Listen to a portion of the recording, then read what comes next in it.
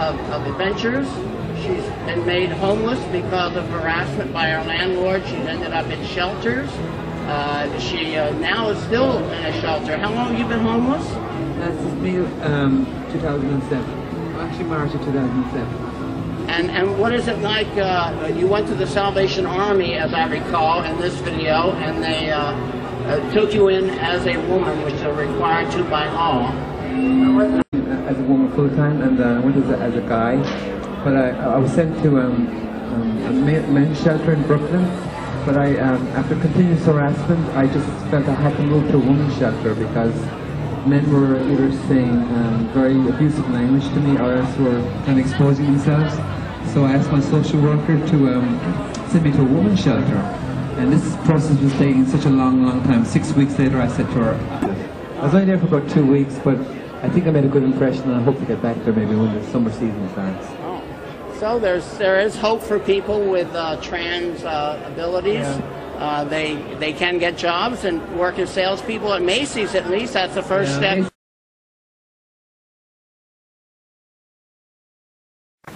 In the fall of 2007, after I had worked at the Office of Legislative Counsel for 2 years, my name change was nearly finalized, and I was ready to come to work as Vandy Beth Glenn. I told my supervisor that the time had arrived. She, in turn, told her boss, Sewell Brumby, Legislative Counsel, and the head of my office. On the morning of October 16, 2007, Mr. Brumby summoned me to his office. He asked me if what he heard was true. Did I really intend to come to work as a woman? I told him yes, it was true.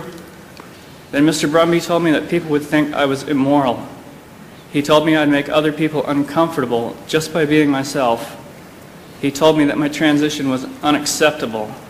And over he told me it was inappropriate. Then he fired me. I was escorted back to my desk, told to clean it out, and marched out of the building. My editorial skills had not changed.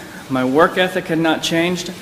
I was still ready and willing to burn the midnight oil with my colleagues, making sure every bill was letter perfect. My commitment to the General Assembly, to its leaders, and to Mr. Brumby had not faltered. The only thing that had changed was my gender. And because of that, the legislature I'd worked so hard for no longer had any use for my skills. And in July 2008, they filed suit in federal court on my behalf. I'm not seeking any money in my lawsuit. I'm asking for just one thing, to be given my job back. I love that job. I can do it well, and I never want another transgender person to experience the discrimination I've endured. In its legal papers,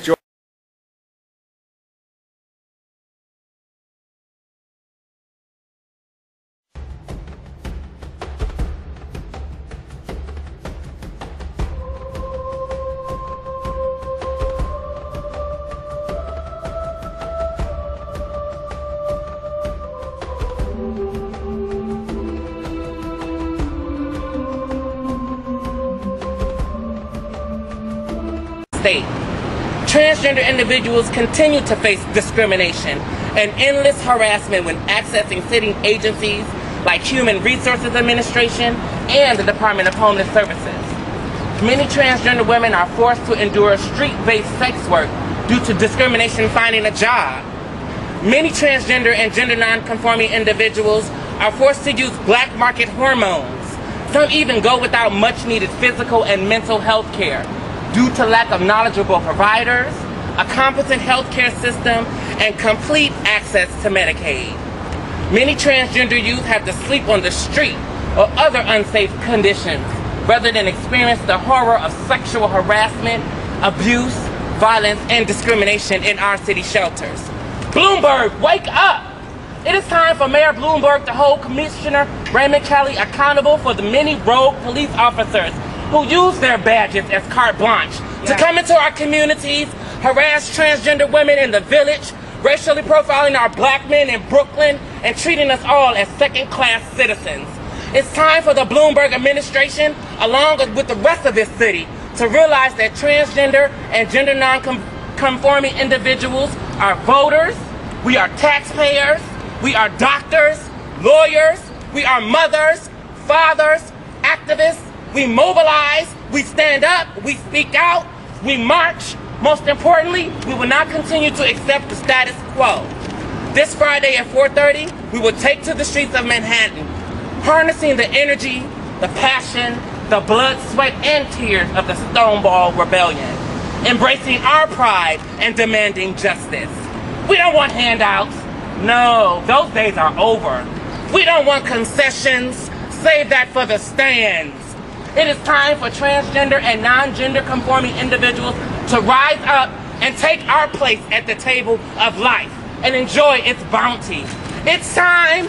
Take your place. Thank you.